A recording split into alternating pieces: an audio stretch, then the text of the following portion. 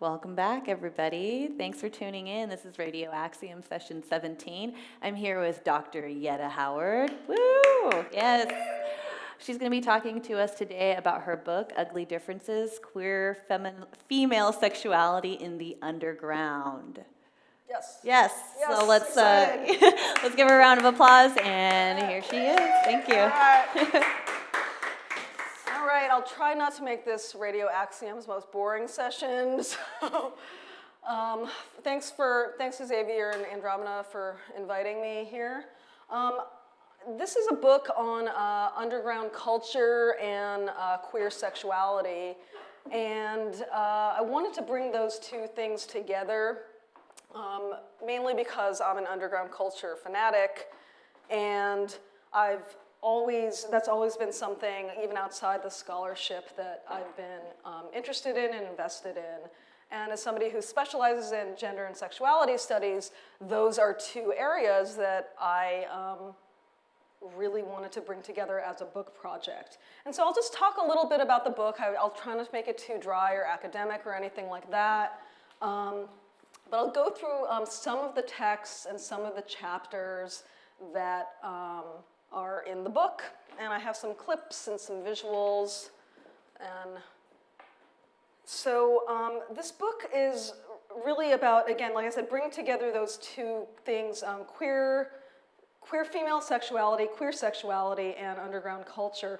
And so I was interested in thinking about sexualities that really resist being co-opted by the mainstream, and the links between that and underground culture. And the way I'm defining underground culture is a bit broad. It's more, it's a lot of different things. It's post-punk aesthetics, it's underground comics, it's noise music, it's performance poetry, and it's also, anything that really resists being co-opted by the mainstream.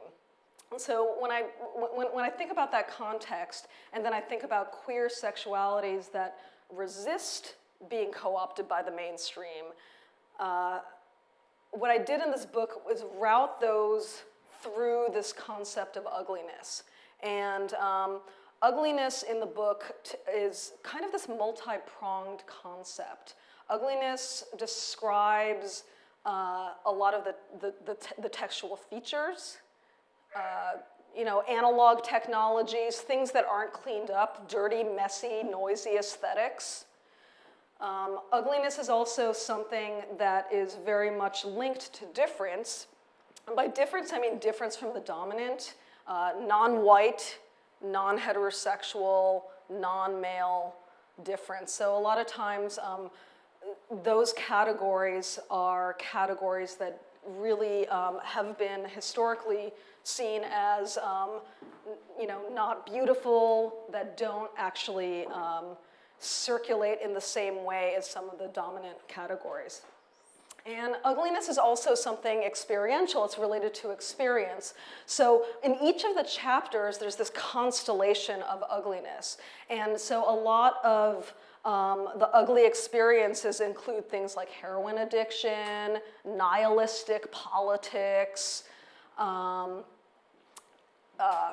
fetishes and things that don't quite circulate again in mainstream ways. Like I have a chapter on mannequin fetishes and things like that. That's why the cover of my book has a mannequin on it. And that's a local artist, Ader DeMello, who's actually a Chula Vista-based artist.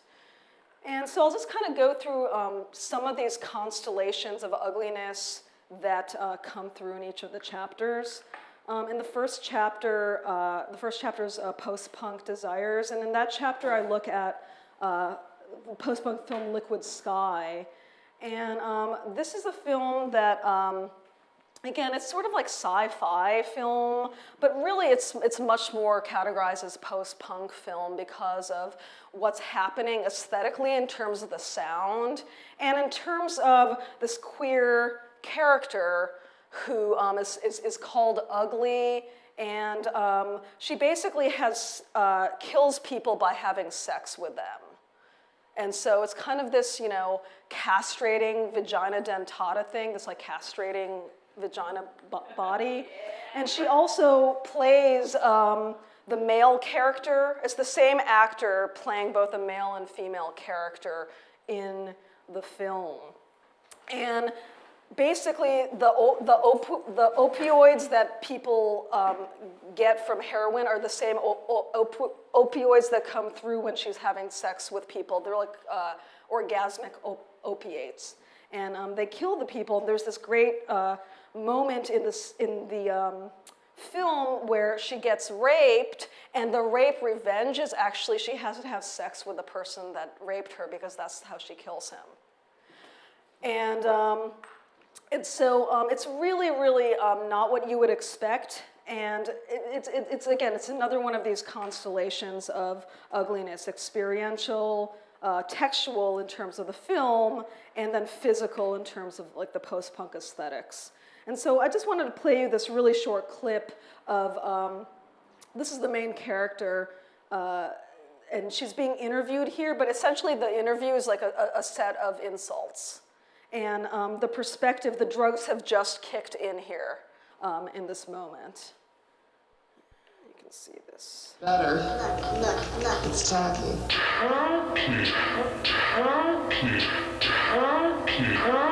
You are tacky. You don't admit to dressing strange. You're strange. And so you can really get a sense of the film as something, it's not working with ugliness just in terms of like the physicality, but it's obviously like the quality of the film itself and how we sort of think about the auditory and the visual in some of those contexts.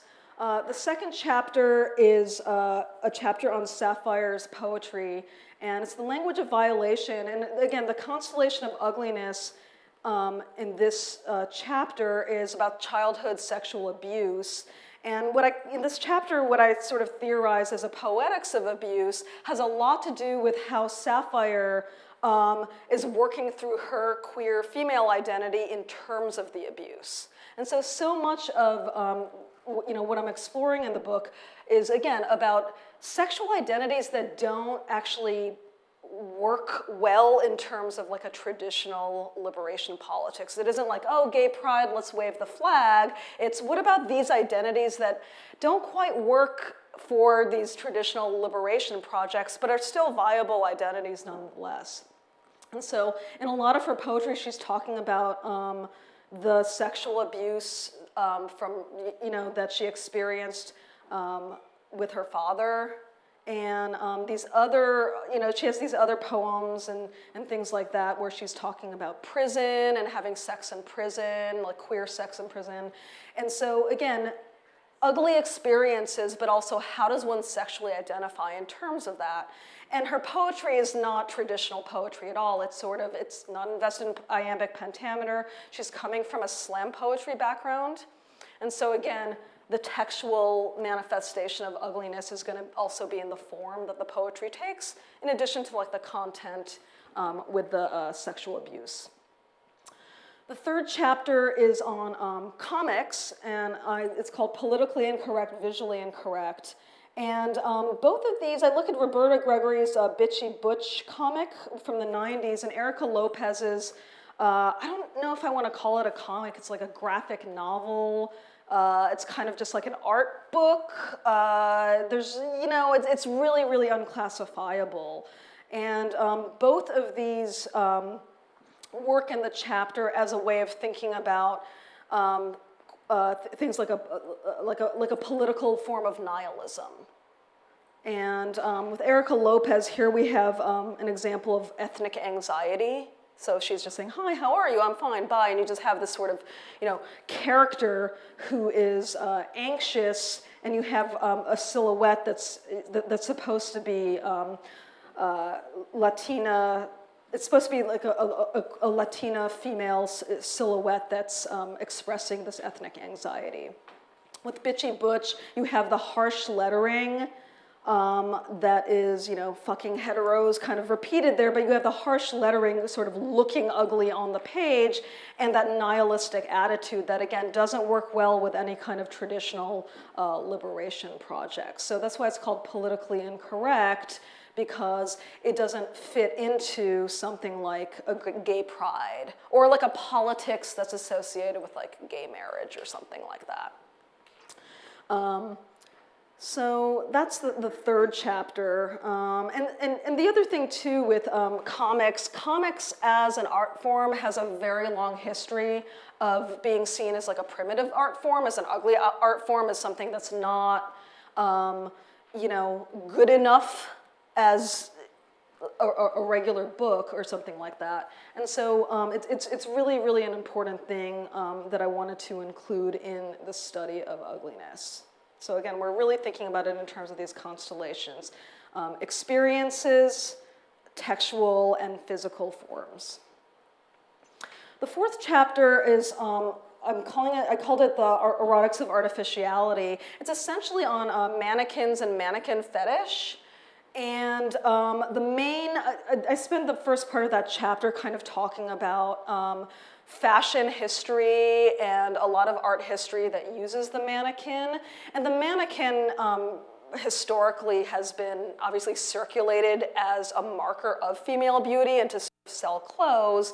But when we think about underground desires and when we think about queer sexualities, what's often ignored is this really fascinating fetish called agalmatophilia, which is related to doll fetish and things like that, but it usually describes fetishes for mannequins. And so one of the main texts that I explored in here is this experimental art film called Winter Spring Collection by A.L. Steiner and Narcissister. Narcissister is a performance artist. Actually, she used to be San Diego based. Now she's New York. And she's also a noisician, and I'm stealing the word noisician from Sam Lopez because that's what he uses for noise artists that, or musicians that do noise. And so Narcissister is part of this noise group called Earthmasters, and Earthmasters did the score for this. And what's cool about this text is that's Narcissister performing, but in this art film, it's about a 13-minute long art film, she's both the mannequin and the mannequin fetishist simultaneously. So in a lot of the film, she actually has these prosthetic limbs, and there's a very, very queer kind of sexuality that is being performed in it. And then mixing that with the noise music, you're really, really talking about sexual identities and forms of creative expression that resist being co-opted by the mainstream. So let's take a look at it's just a short clip. And I should also mention that Steiner is a queer artist who does all kinds of work, multimedia kind of work too. So you can get a sense of this. Here she's in a kind of art studio. Let's take a look and listen.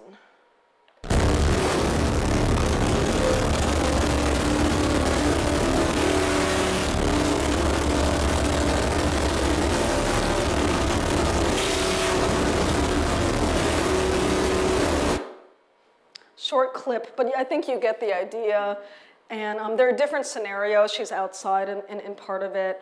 And this is something that I saw at the Outfest Film Festival, part of their experimental programming. And it's always nice not to have like the queer romantic comedies. I hate that shit.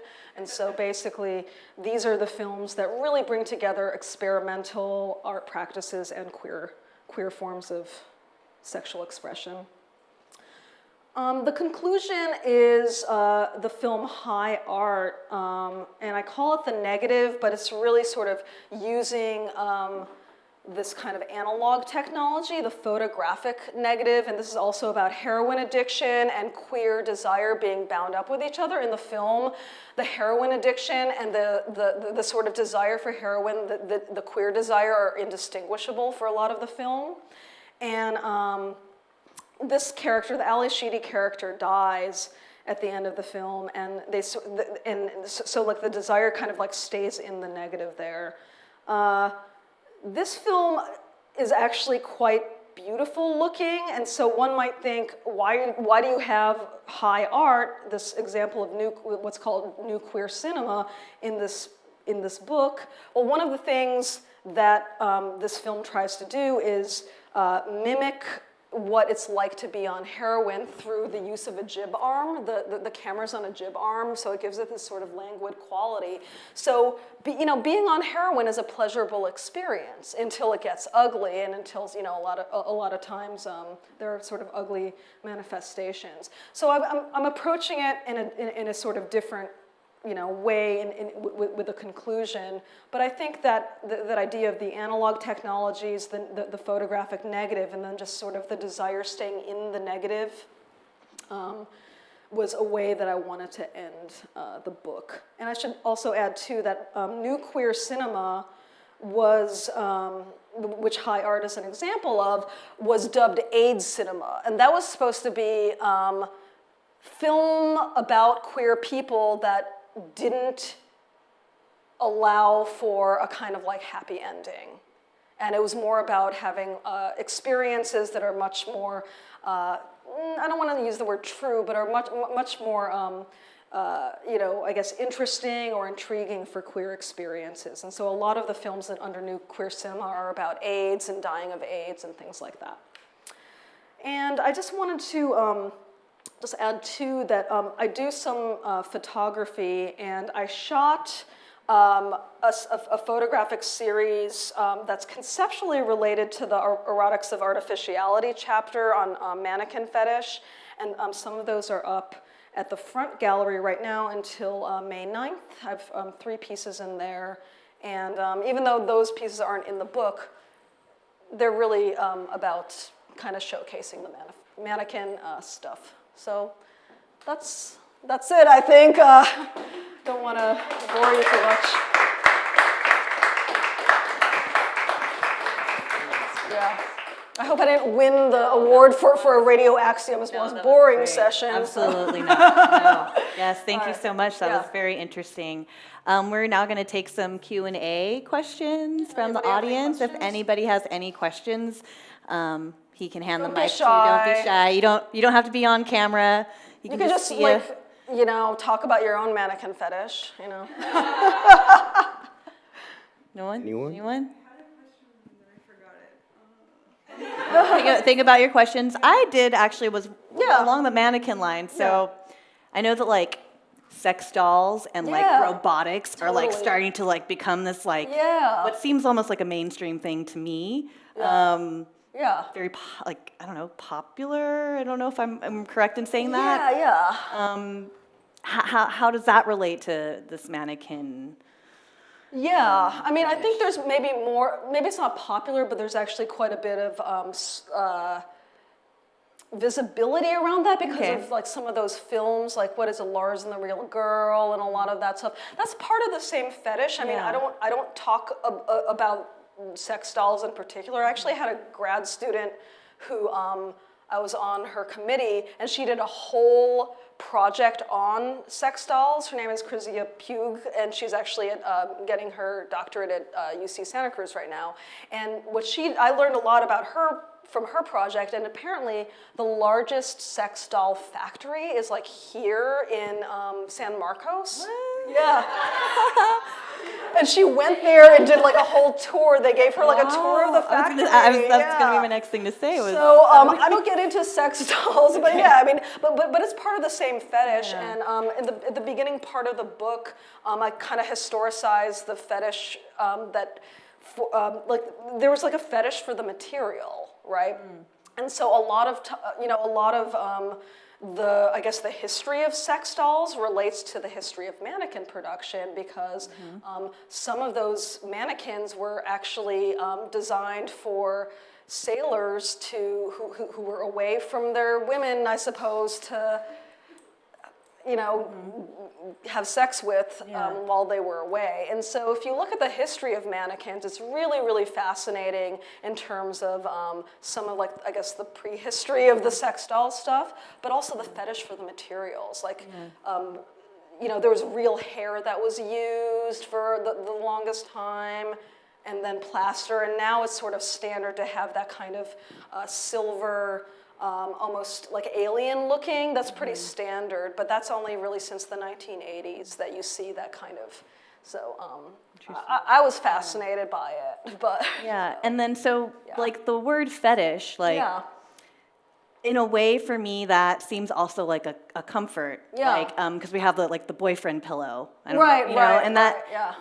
That to me doesn't seem like a fetish. To me, it seems, you know, it's a form of comfort. So I'm wondering, where is the line? Like, at what point is it just a comforting thing? And when does it become a fetish? Well, I would say when it becomes a fetish is when, okay, with a boyfriend pillow, or just like, oh, my boyfriend's jacket, it smells like him. I can't wait till he comes back. I guess when it becomes the sort of fetish is when you don't need the boyfriend anymore. It's just the jacket will suffice. Does that make sense? Yeah, that makes sense. Okay. Yeah. So, but yeah, there's a longer history with Freud and all that to that. But yeah, I mean, I think we could use different terms, you know, than fetish. But I think it's something that with this film, I thought it was really cool because she is supposed to be this kind of like live nude mannequin. Instead of live nude girl, she's live nude mannequin. But she's also working with the prosthetics. So in a way, she's like both a fetishist and the fetish object. Right? And you also talked about resisting the mainstream. But it seems like a lot of, I mean, maybe not these things exactly, but it seems like there's more and more sort of rising to the surface. And the thing that comes to mind for me is, I think it's called ASMR. Like the whispering and the tapping. Oh yeah. Have you heard of? I think so. Yeah, I don't know much about it. Okay. But yeah, I mean, I think the way to counter that too, and I don't know if this is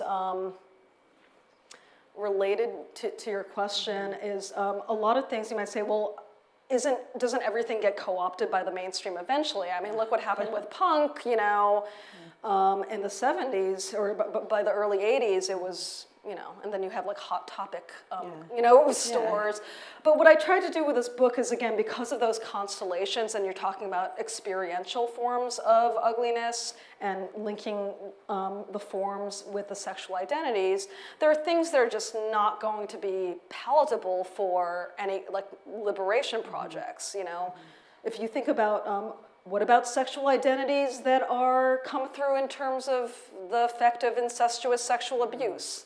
That's not going to be something that you're going to wave the flag on, or something like a mannequin fetish, or you know, nihilism, or you know, ethnic anxiety, or something like that, or you know, heroin addiction, or something like that. Those are things that I was fascinated in thinking about. Well, what if we looked at those in relationship to how people how people sort of identify in terms of their sexuality?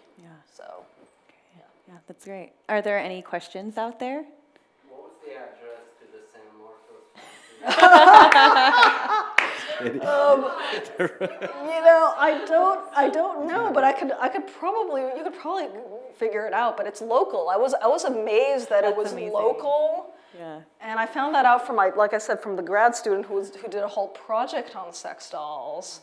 And she wanted me on her committee because she knew that I did the mannequin research stuff. And I said, actually, I'm learning more about some of that stuff from you because I don't really get into sex dolls. But so it was, it's local. Let's take a field trip. Yeah. Would you use a microphone, please? Thank you. As an artist in like female sexuality, and with the increasing access to sex dolls, let's say, where do you think morality fits in? Or what is your take on you know, where the crossroads of morality and like giving into, or even using sex as a form of escape from reality come in? Yeah, I mean, the word morality, I guess I'm just like not that invested in morality. But I think, though, what you're asking is a really important question for something like queer politics, where you might say, well, you go all these years with not having, say, equal rights or something, and then all of a sudden looking at examples where it's really, really difficult to sort of have that example emerge as something, liberatory or as something that's positive. And to that I would just say that, there are sexual identities that don't necessarily turn something negative into something positive. It's about staying in the negative. And even though that's not politically viable, it doesn't mean that it's not an identity in its own right. It's just not one that is mainstream, just like the culture, So I was interested in that. But yeah, I mean, with morality, I think a lot of the stuff you can maybe link with questions of ethics and with like BDSM sexual practices where you're really, really reversing what we mean by traditional ethics. It's like if you want to be beaten, you want to be in pain. Again, that's part of a sexual identity or a sexual subculture. And so I don't know if I answered your question. Yeah. It's like some people are into that. Or it's like maybe morality wasn't the right word, but like the soul. Yeah. Like the. Yeah. I don't know. The soul is the closest thing I can think of. Yeah, I mean, but I think that these are like a lot of these are very soulful works in their own way. Again, they're just not going to be the ones that are going to circulate in the same way. I mean, it's the reason why I love underground culture so much is because you're gonna be surprised. You're gonna find stuff that you're not gonna find in other places, and those are the places that I argue you need to look at for really, politically salient forms of difference. So. Okay, I have a question. Yeah. As queer kind of becomes more mainstream now, and we're losing our spaces to, I don't know, bachelorette parties at the drag show and Yep. couples at the gay bar looking for a third. What are some current queer artists that are doing interesting work right now that you're looking at, and how do we maintain our queerness and our weirdness? And I don't know. Yeah, it's a great question. I'd say, go to the underground shows. Actually, last week on Radio Axiom, Helix Hand was performing.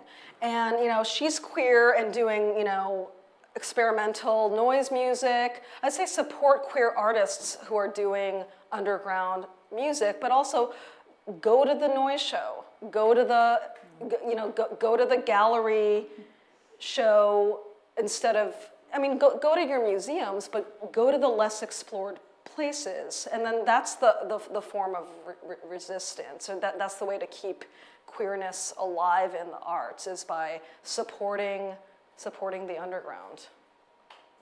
That's what I would say to that. Amen. Yeah.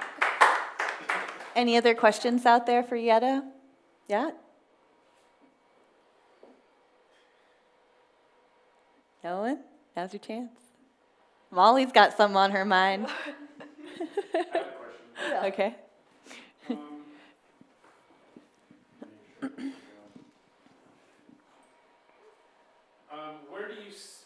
Where do you go to see these films that you were mentioning? I would love to be able to see some of these really rad films. Yeah, I go to a lot of film festivals. I mean, not a lot, but I go to the queer film festivals. I like Outfest is the gay and lesbian film festival in Los Angeles, and I've been going to that for about 15 years now. And they have a whole programming that's called Platinum Programming, and it's all experimental film. That's actually how I discovered the A.L. Steiner and Narcissister, the Winter Spring collection. I'd known of Steiner's art before because she does multimedia stuff, and Narcissister's a performance artist. But when I saw that they were collaborating, that it was going to be in the Platinum Programming, I was so excited. So a lot of also the San Diego Latino Film Festival, they have, I think they do like the horror and the experimental programming as all one program. They have queer programming, but actually their queer programming tends to be more romantic comedy kind of crap. And so most good film festivals will have some kind of, experimental programming, but also a lot of our local scene here in San Diego, very viable. Sam Lopez's Stay Strange stuff, Space-Time, Nick Leslie's Space-Time Art. There's a lot of really good resources just here in San Diego and Southern California more broadly where you will see the film. You might see a film that you never saw before, but I always think it's important to support film festivals that are invested in having the experimental programming. And a lot of times too, museums will have things that are more art film programming that doesn't neatly fit into a film festival and is more something that's going to be shown in a gallery space on like a loop, as you know. So that's where I tend to discover stuff. I'll have to stop you. Yeah. To see where you're going. Definitely, but yeah, the platinum programming at Outfest is one of my favorites for a lot of that stuff. Unfortunately, the San Diego Film Out one is a lot smaller, and they tend to kind of go with the like romantic comedy crap. Yeah. They do have some good documentaries and stuff, though. Yeah. Any other takers out there for questions? I got one. I really love what you were just saying about supporting, I don't know, I guess more underground culture, correct? Definitely. I wanted to see what your take is on that fine line between underground and mainstream. Whereas a lot of artists that I know that are quote unquote underground. Yeah. It's not necessarily their desire to be underground, right? Right. You know? Like you need to pay the bills, right? Right, exactly. Yeah. So where's that fine line of protecting, whether it's a culture or fine art, and that fine line between mainstream? Yeah, I mean, I think this is probably a better question for artists who are actually maybe straddling those lines. I don't know that I can speak to that. I can speak to that just more broadly. And my apologies, I came in late. So. Oh yeah, no, it's totally cool. I mean, I think if you don't lose, even if you get pretty well known, as long as you don't lose what you were about, then I think you're still maintaining that underground spirit. I mean, somebody like Grace Jones, for example, I saw Grace Jones at the Hollywood Bowl, but when she's performing, she might have more money to be able to do what she wants, but she didn't lose that kind of underground spirit, for example. Do you know what I mean? Yeah, and so I think it's when you get well known or you start to make a lot of money it totally changes it in a way that you're doing it for the masses as opposed to just doing the art that you were invested in the first place, and that would be the case. And a lot of underground culture does have quite a big following. I mean, I can think of a lot of shows that I've gone to here in San Diego where it's an underground show, but it's sold out. Yeah. Right. So I think as long as it doesn't make you kind of change your tune and sell out, that's how I would answer that. But I think it's a better question for the artists. Yeah. Absolutely. Thank you. Welcome. Hi, I see you have Robert Mapplethorpe. I do. Yes. How do you believe that maybe legally and culturally definitions of obscenity or what's not obscenity have evolved over the decades? Wow, that's a big question. And I'm actually teaching a graduate seminar right now called Censored! And all of that is, I don't know if that I can speak to how it's evolved, but I think we still encounter certain art forms that are thought to be that this is allowed versus, and this is not allowed. And a lot of times what's not allowed has a lot to do with not even so much the explicitness, but the extent to which it might be too queer or too bizarre. And so some of those kinds of, I guess it's more like a censorship kind of mixed with obscenity, question. A lot of that has to do with, well, what won't get circulated, which again has to, relates to things like the underground. And Mapplethorpe is a good example because he's somebody that got very, very, very well known in terms of his photography, but his work was censored, and only certain forms of expression by him were allowable. He actually had an art exhibit called Censored, and it was a reaction to a photography show that he was supposed to do this photography show, and they said, "Can you tone it down? Can you use some of these photos, but not these? We can't have these photos in here with, we can't have like photos with cock in it, or we can't have photos with, anything sort of explicit. Oh, but we can have the nice flower series that you did, that he's known for as well." Actually, one of the Swans albums. And didn't he release some anthology? It was like X, Y, XYZ, and Z. yeah. And the Z was the, I forget. It was like the explicit one, and I was bummed because the Y one was a flower, and I'm a Y, so I'm like, why does the Y one have to be a damn flower? But yeah, I mean, it's a good question. It's a really big question. But I think again, we can take cues from what Mapplethorpe did. He did an alternative show called Censored, and he had the very famous bullwhip photo where he's got like the thick end of the whip shoved up his ass, and that's facing the camera, and it looks like he's about to take a photo. I think he did take it himself. Yeah, but the whip kind of like looks, it's supposed to be like this double purpose thing. And that was like a big fuck you to the kind of censoring authorities, was to be able to have that other show and say, this is actually the artist who I am.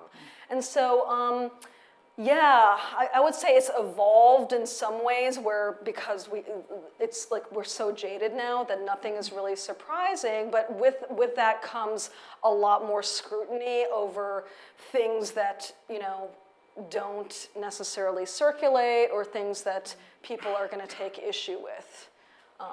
But I think it's a really good question, and it's definitely a question for underground culture, and it's definitely a question for queer sexuality and a lot of the limitations that get put on those categories.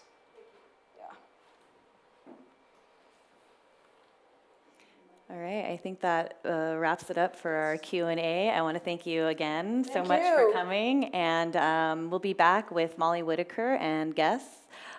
Here's some live music, recorded music for you coming up until we're back with Molly. Thanks, everybody. Thank you. Thanks, Andromeda.